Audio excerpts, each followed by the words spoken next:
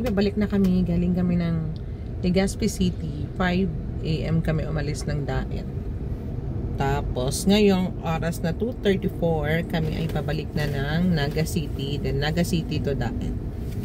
Yan, bago na ang seat cover ng sasakyan, tsaka ang kanyang matting, floor matting.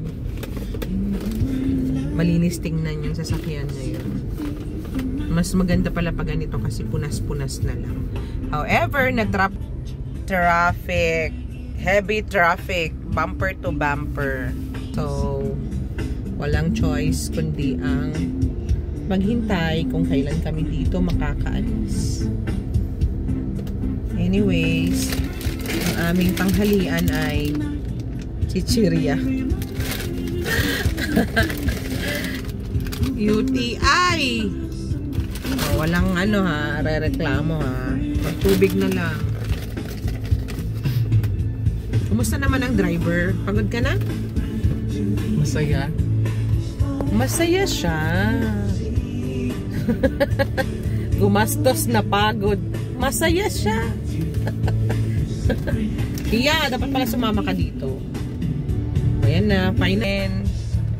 Pero, in fairness, sobrang bagal, like turtle slow ang truck. Pakatawa naman dun, may rainbow oh. May pa-rainbow. Ang cute niya. Camarines Sur Boundary. Traffic, heavy traffic. Yan. Orange to red. Orange to red. Pag ganito nga naman, kitang-kita mo naman talaga sa Google Maps. Sa Waze na talagang traffic dito. So, naging na rin itong chance ng mga tao dito para magbenta ng kung ano-anong mga kailangan. Tubig, pagkain, maruya, yan, mga ganon. Ayan, kanina lang pagpunta namin ng Legazpi, maayos pa to. Ngayon, sinira na lahat para ayusin. O, diba? Ganyan, kahaba ang traffic jam dito sa may Welcome Camarines Sur. O, diba? Kakatuwa.